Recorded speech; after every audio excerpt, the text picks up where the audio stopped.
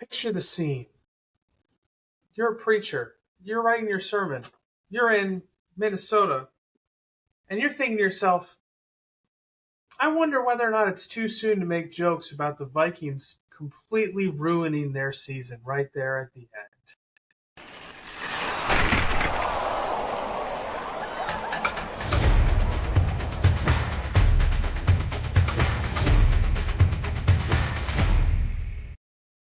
The answer to that question is no. Vikings fans completely expect it at this point. Hello, and welcome once again to an episode of Cross-Checking. I almost called it the old name of the show, but here we are, season something, episode something. I keep forgetting to check before we start It's these season things. 7. I want to say episode 6. Something like that. Yeah, episode 6. Look at that. Oh, First sweet. try. We're Like we've continuing. been doing this for a minute. We're continuing to kind of look at some of the things that we've learned along the way in our few years of ministry so far that we didn't really learn from seminary, but that are just good practical tools to have, and the ways in which they might serve you as whether you're another pastor in the church, or if you're just Grandma Schmidt sitting in the back row hanging out with her friends at coffee hour. We hope that these things are useful to you in some way, shape, or form. And the thing that we want to talk about today is interpreting community.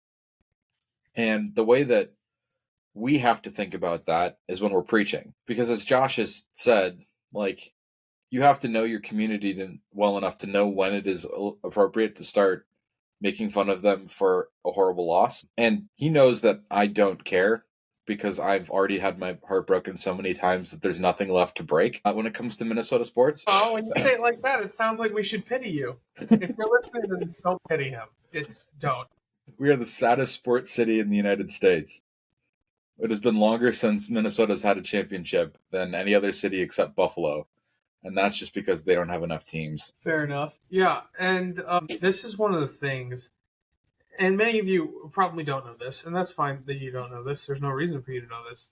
It's one of maybe the most consistent lessons they teach at the seminaries. They're like, you got to know your community. You got to know your context. Like, and this isn't just like for practical theology. This is all like systematic theology. If someone asks you a question about theology, you always have to ask, well, why are you asking that question? You might say, well, it doesn't matter. No, it does matter, because the answer can change. For example, and I think this is one of maybe Bierman's favorite examples. No, it was Gibbs' favorite example, I think. He's an exegetical professor. He would say, if a young lady comes into your office and says, can Christians have abortions? You really need to know why she's asking that question. Because if she's asking because she wants permission, then the answer is no.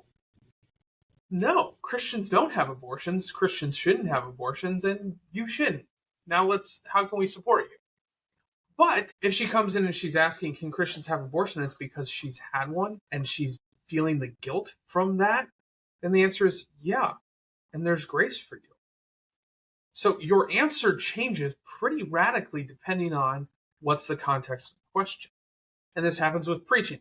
There's the lighthearted example of sports teams, but another example is like, if there are a bunch of people in your congregation who have lost someone recently to a certain specific issue, you're going to want to deal with it, first of all, but you're going to want to tread carefully. Whereas if it's an issue that not a lot of people in your congregation are familiar with at all, much less have personally struggled with, you can be a little bit more flexible in how you deal with it, because it's not really going to hit people where they're having lived experiences. So like every part of ministry, and frankly, every part of the Christian life, context is really important. So they teach it again and again at the seminary. They don't tell you how to figure it out, but they tell you it's important. Yeah. It's like my gas company. They said, you got to pay your bill. And they said, I don't know where you're going to pay it, but you got to pay it. And I was like, oh, well, do I send a check? Can I pay online? Like, what? We know it's important. Where to get this information? We've had to figure that out on our own. I thought you were going to say they didn't tell you how much it's for. That's all. Yep. Actually, you're correct on that. They said, watch out. You're going to have to pay your bill.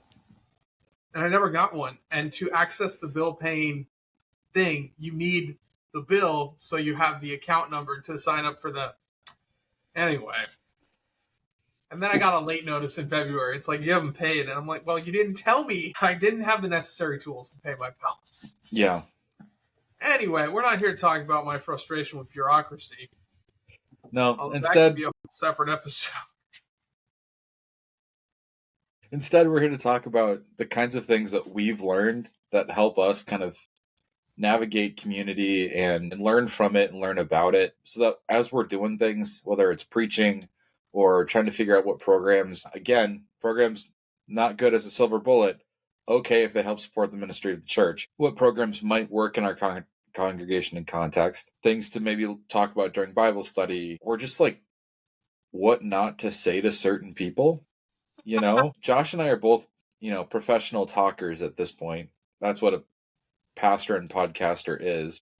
Feels like it sometimes. Doesn't mean you have to be a professional at extracting your foot from your mouth. Yeah. Anyway. There's moments where I'm not going to put my foot in my mouth. You were tempted, though. I saw it. I was. He can be taught. Yeah. Man. So, first of all, think about this scripturally. There's all sorts of scripture about community. I think it's like Hebrews 12, talking about it's good for you to meet together. Hebrews 10. Hebrews 10. It's currently like my favorite passage. That's why I know it off the top of my head. Acts 2, the description of the early church. They got together daily for the apostles' teaching, the breaking of bread, and prayer. Well, and the Old Testament, it's all over the place. Oh, heck yeah. That's how they're supposed to share their faith with next generations. Is like, get together. Be in community. Yeah. And doing so, you learn from each other. You grow from each other. I mean, that's the whole point of every Christian lifting group's favorite verse. As iron sharpens iron, so one man sharpens another. It is. And every time I see that shirt, because I am myself a Christian lifter, every time I see a shirt like that, I think to myself, the iron in the gym's not sharp. Everything is shaped like a circle. Unless it's really old and rusty, then you might have to be worried. Yeah, you might have other issues. Yeah. Tetanus? Tetanus isn't even that bad. I remember our high school gym. We had a pretty good weight room, but there were some old plates in there that I always felt a little sketchy using. So, whole different reason to have lifting gloves. Yeah, seriously.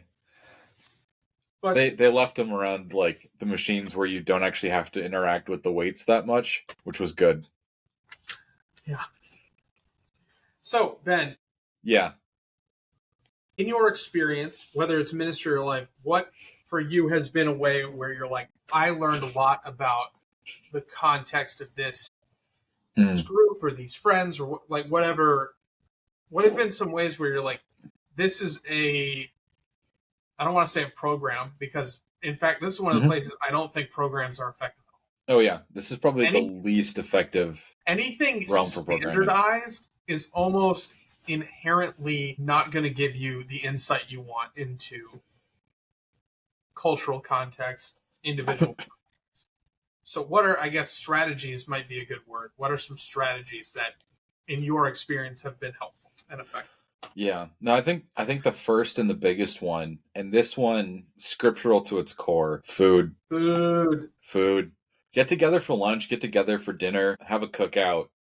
Whatever the case may be, just get together with people. And like, I don't know if it's the fact that no one likes the sound of other people chewing, or if you just like put people in front of each other and force them to sit there for a while, if they eventually just feel like the awkwardness is so great that they have to start talking. But something about getting together around food, especially when it's like even above average food. Even below average food. Yeah. Well, and I think maybe to analyze this, I think this is something that food does, is it gives you something, it gives you a starting point. Because if nothing else, you have the food. Yeah. And you can eat. And it also, it provides some coverage for awkward silences, because it's like, oh, everybody's eating.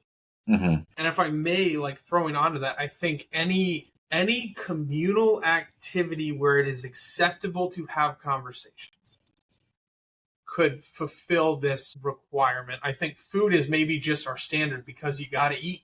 Yep. You're doing it anyway. Like, you don't have to take It's like we're for those of you who don't know, especially at my new congregation, and I imagine you would know because you see all the announcements. My family and I, we are busy. We have signed up for we have gotten a we're doing a lot. We're having people over to our house twice a week for desserts to get to know people. We do mosaic on Wednesday nights. This is a more less like publicized one, but I got meetings on Thursday nights more about half the time. So like we're busy. And we were recently invited to dinner, and that was not a problem at all. You might say, why? Like, because I am hesitant at this point. We're a little hesitant to add additional things to our calendars, especially in the evenings. Okay, because we do like having nights where we can just be at home as a family and spend some time together in that way. Someone invited us to dinner, and it's not an issue because here's the thing: we were gonna have to eat anyway, and it's a Friday night, so frankly, we were probably gonna go somewhere to eat anyway. So invitations like that, I think this is one of the reasons that food is our go-to because you already have to do it.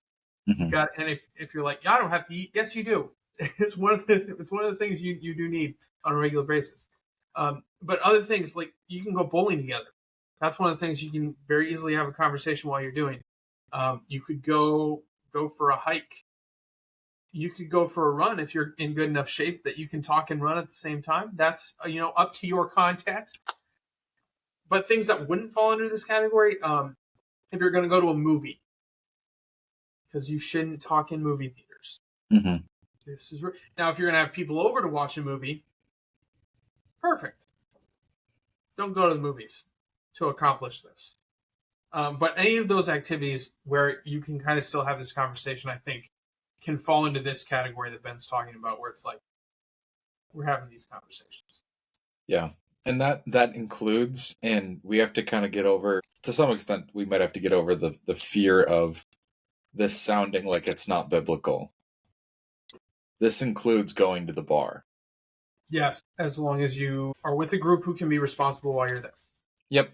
Like if you have someone in your number who really struggles and can't be around it without overindulging, then avoid it for their sake. But yeah, Yep. Ben's exactly right. I know people who've had very successful Bible studies at bars. They're often more interesting. There may be some reasons for that. I did a Bible study for a while where it pretty much always started. Everybody had a glass of liquor in hand. It was at someone's house. It wasn't at a bar, but like same principle. And I got asked some questions that I suspect if the liquor had not been there, the question would not have been asked. Yeah. I think there's a reason that like weddings and graduation parties and like big celebratory events that aren't like your 13-year-old child's birthday party feature liquor or feature beer or feature wine because they get people talking. And in an ideal world, we don't need social lubricant, but it can be helpful. Yes. Within reason. Yes. The second you lose control of your actions at all, not a helpful tool. Too far. How about you, Josh? What's one that comes to mind for you? I mentioned a little bit when I was talking about how full our schedule is. Just having people over, and it's more of the same thing. But and this is something I do as a pastor, that we do as a family, that you could also do. Mm-hmm. Like, as you're listening to this, you are allowed to do this. We just open it up and we say, hey, for the foreseeable future, Tuesday, Thursday nights, sign up for a night and come and just have some conversation. And now I'm going to step a little bit into the pastoral role, like as far as me learning context, because I get to know, well, what do people do for work? What do people do for fun? What are your hobbies? What are your frustrations? What are your joys? Like, in that smaller setting, I get to hear a lot of that. So if you're wondering, like, why is Pastor Josh having everyone over? There are a lot of reasons for it, but that is one of them. It helps me to know, okay, what do I need to be careful about in sermons? What do I need to address in sermons?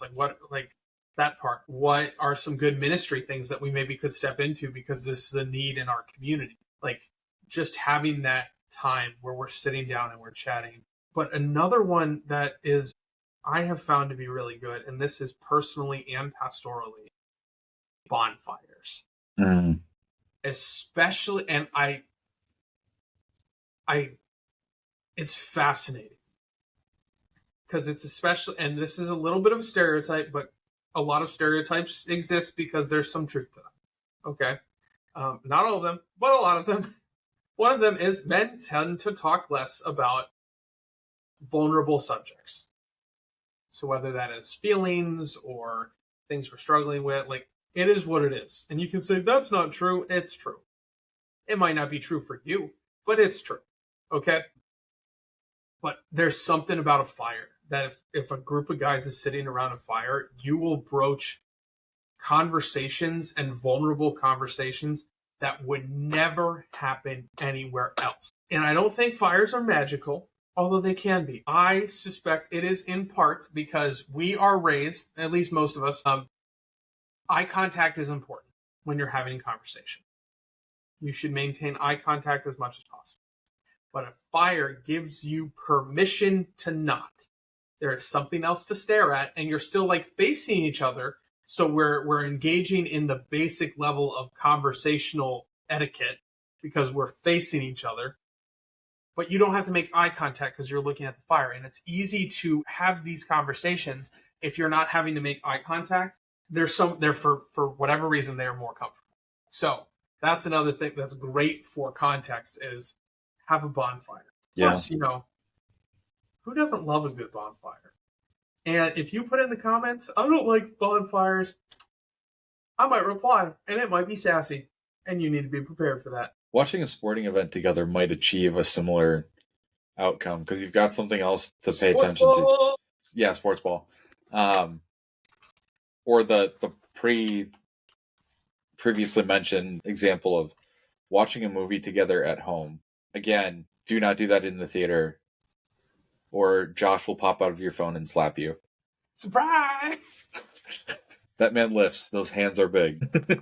Today was even arm day. Another thing that can be helpful, and this is in smaller, I think this is more of maybe a person-on-person thing. Mm-hmm. And this is a good response when there's a specific thing that you want to understand context on. And this can be if someone, there are a couple instances I can think of off the top of my head where this might come up. If someone has said something that it does not align with the rest of who you know them to be, like it's inconsistent with their character as you know them, or they say something that is inflammatory, or they say something that is really just completely out of left field, completely out of pocket. Like when someone says something that your response is, hold up, what? You're like checking your hearing.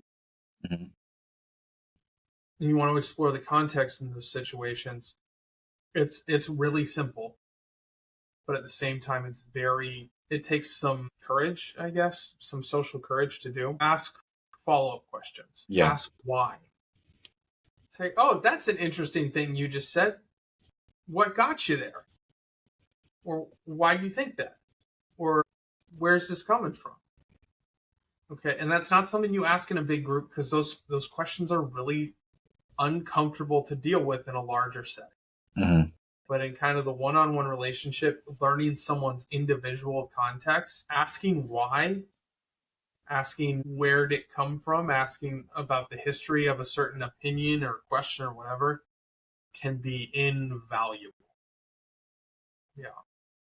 And I think to throw a caveat on what you just said, it might occasionally be appropriate to ask a why follow-up in a larger group context if you feel like it's something that is more broadly applicable than just a single person. Like, sometimes there are community-based reactions to things that might cause you to double take, and the whole community might be experiencing that, or a large portion of the community might be experiencing that. So stopping and asking the why question. Excuse me. Edit that out, Josh. There goes the last of Ben's brain cells, folks. They're all gone now. As I was saying. And again, this is a context thing. Some of this, you have to have the social, emotional intelligence to know. If the group trusts one another, now this is loaded language, but if it's a safe space, for sure ask the follow-up questions in the group context. Yeah. A lot of small groups that have been meeting for a long time end up being this kind of thing. Yeah. Where you trust each other. You kind of have this confidence that what we share here isn't going to be information that is shared outside of that circle. I did a men's Bible study out in California that was very much like that. We asked a lot of hard questions, but there was a confidence that like what was what was shared there was going to stay there. It was going to stay between us girls. So yeah, Ben's exactly right, folks. But you kind of have to gauge what's the trust in the group, what's the vulnerability, and that does touch on a little bit of the reality. For a lot of this context, you have to have a little bit of social awareness to read that which goes unspoken, Mm-hmm. to read body language, to hear the things that people don't say. Because here's the thing, like imagine you are very familiar with the situation, with someone else's situation, and they're sharing about their situation, but they're omitting certain things. That can tell you a couple things, one of which being how comfortable they are. Mm-hmm. Like if I hear a story and I hear the full story, and then later I hear a retelling of the story where they omit certain details, in my head I'm going, okay, so there's something between these people, and either they don't know each other very well, or maybe there has been a breach of trust there. But that, like, as a pastor, that's something I file away. I'm like, oh, there's something here, or there's something not here. But yeah, and that's something. This is one of the reasons I think the seminary doesn't teach a lot of how you learn this, because it is very difficult to teach that kind of awareness. I don't want to say impossible, but I think it's pretty darn close. Yeah. Yeah. So get socially aware. And if you're not, I don't know what to tell you. Yeah. And I think to me, the examples that were specifically coming to mind are ones that are less like on their face, kind of out of the ordinary, or I don't know what the right word I'm looking for here is, but maybe a better example would be a story.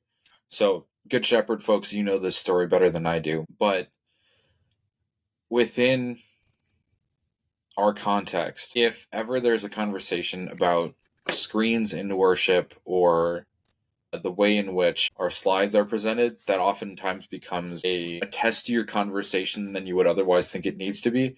Because at one point, a screen was installed in the center of the church and it shifted the crucifix from the center of the church to a side wall. And there were some deep feelings about the imagery of that, which I think are valid and fair. It makes sense to put a large screen in the middle of the room where everybody can see it, but it also makes sense to want the screen to not be the central image in the room. Yes, and have the cross be the center of our attention. Like, I think there's a right answer there, but because of that, if I had come in and had a conversation about, hey, I think it'd be a good idea, even like we have decent sized TVs, they're a little bit small from the back. If I had even just said, hey, I think we could use slightly larger screens so that we can see a little bit easier in the back, I think it might be a testy conversation.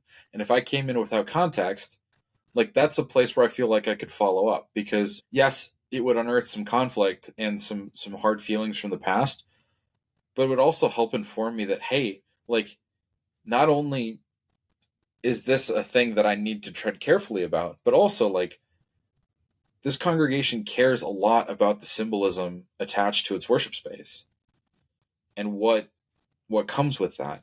And there can be a beauty to that. And I can lean into that as I learn how to preach to people here, and as I learn how to communicate with people here. So that, like, that kind of question is kind of more where I'm thinking, if you hear something that surprises you, asking a follow-up in public.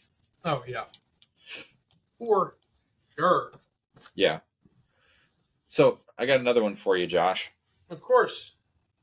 And I think this has less to do with the specific people that you're trying to talk to and more to do with what shapes and forms them. So listening, for me, one of the things that I do to help learn people is listening to what people say that they do in their free time, and the kinds of things, the kinds of people that they listen to, the kinds of things they watch on TV, the kinds of activities that they participate in. Yeah. Because that helps me then know a little bit more about them, the kinds of people they might be hanging out with. For example, there's a couple in the congregation who they play euchre once a week, and I know that after euchre, they love to go to the wine bar, the local wine bar, and they don't drink, but a lot of people that they hang out with do. So that tells me something about their context and their community, and helps me better communicate with them because I've gotten to know something about their friends through just learning about that conversation. And I think that's really cool. So just kind of picking up on those external clues and then kind of investigating those on the side can also be a really big and helpful way to pick some things up. And I'm sure you've got other examples of where that's been helpful for you too, because like that's something I think we kind of look for without even thinking about it. Yeah, yeah, for sure. Well, and I think it, and no one take this the wrong way. I hope no one takes it. If you're listening to this show, I don't think you're going to take it the wrong way, but I think it's even more, call it prominent Mm-hmm. in youth settings, Mm, because I'm not going to quote Taylor Tomlinson, although she did a hilarious bit on this. Once you're past like the age, so say youth and young adult settings, once you're past the age of like 23, 25, your personality kind of just is what it is. mm-hmm. Like it's not set in stone, but it's It's set in close. rapidly hardening concrete. Like we're getting there. And you can take a jackhammer to it and re-pour it, but are you going to do that? I don't think so. Okay, so as a result, when you're a youth, young adult, you tend to be much more susceptible to um, being influenced by the people.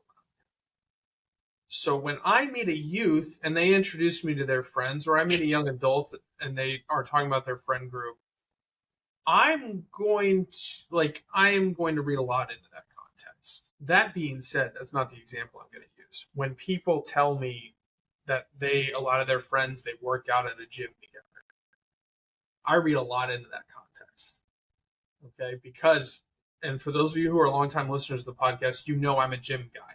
I am a gym bro that has been cursed cursed with a brain. Without that brain, he could just turn off and say, "Oh, pay no thing." Ooga booga. Anyway, but gym people really are my people. So when you say, "Oh, I'm a big gym guy," and then you tell me you're a CrossFitter, I'm like, "Oh, well, you know what that tells me about you and your friends? You're competitive. You're a little bit fanatical, and if I can get you to commit to something, you're probably going to overcommit to it." If you tell me you're a weightlifter and you hang out with your weightlifting friends, I'm like, "Okay, you guys, you are probably really serious about stuff. You probably have a lot of discipline. You probably also don't have as much of a filter as you should." Like these are things that weightlifters tends to be cultural traits. And again, Uh, and often a very simple sense of humor. No offense to yeah, weightlifters. if you're hanging out with a weightlifter and you make a your mom joke, it's probably going to Yep. land pretty Yep. well. Okay, and this you can do this with any subculture. Yep. Right? If you tell me you and your friends love to watch Rick and Morty, what I'm probably reading into that is you think you're a lot smarter than you are, but you do get jokes that have a couple layers to them. Okay, and that's a pretty simple one. Like, and you can That's do this just with. Josh acting introspectively there, by the way. It is. It is. I do like Rick and Morty a fair bit, and you can do this with a lot of like. If you tell me you're part of a wine club, actually, I'm not gonna. Never mind. Actually, I am. If you tell me you're part of a wine club, I'll tell you right now, you're probably going to have to prove to me that you're not pretentious. Wrong? Because that's going to be my assumption. And it could be wrong, but it is what it Might is. might depend on the weight. On Yeah, if you're part of a boxed wine society, I'm not going to assume that about you. yeah, or even like an American wine society.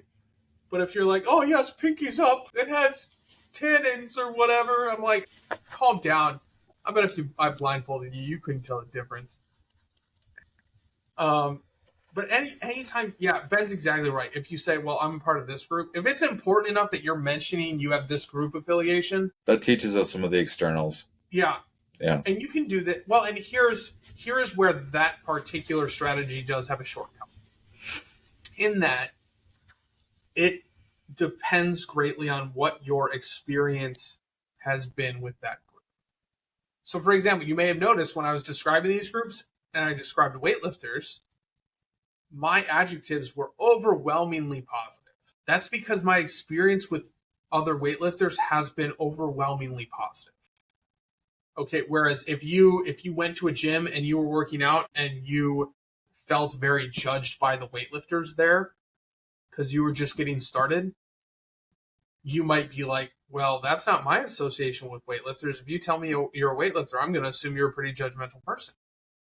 And that's possible. So that is kind of one piece of awareness. Like if you're saying, okay, I'm trying to figure out context and I'm using these clues, that's one thing. You have to be self-aware to say, this has been my experience with this group. It is not something that is necessarily inherent to. So for example, I was a little flippant when I was talking about CrossFitters. That's because CrossFitters and weightlifters tend to have beef. Because we approach exercise in two different ways, right? We're weightlifters are like, I want to lift heavy things. And when I've lifted those heavy things, I would like to lift heavier things. And CrossFitters are more about the competition and the speed and doing some wild and crazy things. But so my experience coming from one group to another has admittedly shaped the assumptions I'm going to make when you tell me you're a CrossFitter. And that's true with all. I like using workout groups because people who are in these groups tend to not be super easily offended. So I can use them and be kind of safe. Whereas my wine comment, I might, if you have a problem with that, you can throw it in the comments too. I don't think I'm going to change anything. You're free to air your grievances. So to kind of pull us back in here, these are obviously useful for Josh and I as we plan a whole bunch of things around the church, but how are these things useful to Graham Schmidt? And I think that's a bigger question that I think is going to be more relevant to you guys listening. And I think the easiest answer is just like, these are things that we use to get to know you so that we can communicate with you, whether it's in an informal setting or through a sermon. So if you're using these kinds of things to get to know your brothers and sisters in the pew or in the chairs, depending on how new age your church is, I think that's a good thing. By and large, that's going to be a good thing. We want you to get to know your neighbors. We want you to get to know the people that you're worshiping with. And if you learn a bit about them and start to understand their context, then all of a sudden, like, if something goes wrong or if something happens, like, you have an opportunity to serve them in a way that few other people could because you know them and you understand them better. That's exactly right. Yeah. Well, and you can serve them in different ways, but also kind of just from a practical perspective, it can help build up those relationships because it helps you understand where should you be careful. Mm-hmm. What jokes should you maybe not make? And this is I think we've talked about this before a long time ago. I think this might have been a season 1 topic, but like the idea of political correctness. Mm-hmm. Do I think that in this country sometimes we go too far with political correctness? Sure, without a doubt. Mm-hmm. But the principle of it, of think about what you say and think how it might offend or impact the people around you, that's not a bad thought process for us to go through. Right? If that's biblical. That's James. Yeah, this is a little crass. Slow to speak, slow to anger, quick to listen. If you know that some of the people you're talking to have really been struggling and maybe they had a miscarriage or something like that, it is not appropriate to make dead baby jokes because they're not funny. If you're in a group of high schoolers who haven't gone through that, dead baby jokes might be winners. Or middle school. It might be a more of middle school humor thing. But like, it can help you avoid the need for reconciliation. That's how I want to phrase that. And like Ben was saying, it can help you inform how you serve, but it's also, I mean, on a fundamental level, it can just help you connect with each other. Makes you a better neighbor. Yeah. So it's worth us noting this because the church is not as monolithic as we'd like to think it is. Yeah. Well, and I want to circle back. I shared with you guys how we're having everyone over for desserts, or as many people as we can. Turns out I'm learning people's first names but not last names, so when I have a list, like a roster, and I try to check people off, I'm like, oh, there are 4 Lindas. I don't know the last name. I don't know which one I had over to my house. You can do that. Like if you were to email and say, hey, we want to just kind of have an open house for the congregation, we'd put it in the announcements here. You can do that to build these relationships, to know the congregation so that you can be a better part of the community. Ben's exactly right. Like, this helps you be a good neighbor. This helps you be a good fellow member of a Christian congregation. Know people's contexts. Build the relationships. I feel like this is one of those things where it feels obvious when we're saying it out loud on a podcast, but as you sit and listen to this, how many people in your church do you know this well? Mm-hmm. Are they people you nod to on a Sunday morning? And it says, I'm podcast challenge. I'm going to throw this out here. If you listen to this podcast, especially if you're one of our faithful listeners, I think we have about 40 who listen on like a weekly basis. This week, before you listen to our next podcast, at the church you're at, I want you to turn down the pew from you. And if no one is in your pew with you and your family, you can turn to the pew behind you or the pew in front of you. And I want you to invite them to either, depending on your preference, either get coffee or ice cream this week. Or beer. Or beer. Unless they're kids. Don't invite high schoolers to get beers with you. Inappropriate. But yeah. And the reason we say that is those are easy things. Like if you're getting coffee with someone, that's like a 30 to 45 minute commitment. Whereas if you're like, we're going to go get dinner, that's a whole big thing. Yeah. You can say, hey, next Saturday, this is not an idle thing. I want you to do it. And what's more than that, please message us or comment on it. If you can, comment on this episode with how that went. Especially if you don't know them. If you're like, hey, remind me of your name again. Do you want to grab coffee this week? Do it. Just see what happens. Because I think you're going to walk away and you're going to be like, wow, that was a really cool thing. That was really worthwhile. So. For sure. I'd love to see it. It would warm my heart if on Sunday morning a bunch of people said, yeah, we're going to go get coffee this week. For no other reason than we just want to get to know each other a little bit. Awesome. That would be awesome. I'd love it. Ready to score some empty netters here, Ben? Oh, yeah. Let's tap them home. Tap it in. What do we got? I think for me, the big one is, like, we've given you some strategies, some tools for your tool belt. I was rereading Joining Jesus on His Mission not too long ago. It's by a pastor named Greg Finke. Mr. Finke, he was around here. Pretty solid book. One of his points in the book, I'm pretty sure it's an early part of the book, is at some point you have to set down this book and go do the stuff we're talking about. So don't let this be like those tools that you bought thinking you might need them at some point, and then you never actually use them. Just buried in the corner of your garage. No, they're prominently displayed on some nice tool chest, but they don't have any nicks or marks or scratches on them because you never use them. Don't let these become that. Get to know your neighbors. Yeah. That's a good one. My empty netter is I'm gonna leave you with that challenge. Invite someone at your church to meet up with you at some point this week. Mm. Whatever you want that invitation to be. But yeah, do that. That's what I want to leave you with.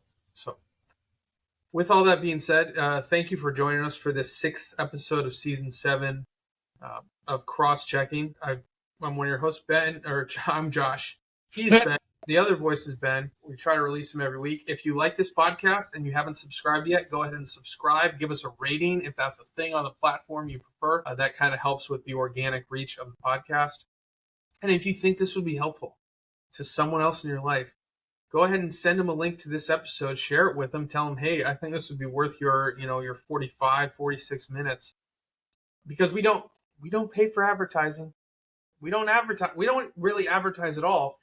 We just say, hey, if you find it worthwhile, share it. That's how this podcast will grow. And if you think, I don't want this podcast to grow, you guys suck, well, then don't share it. And why are you listening? Why are you here? Better questions, yeah. Yeah. You like the rage bait. So, yeah. If you have any questions, comments, concerns, you can reach out to us. We're here for you. And with all that being said, brothers and sisters, go in peace. Serve the Lord. Thanks be to God.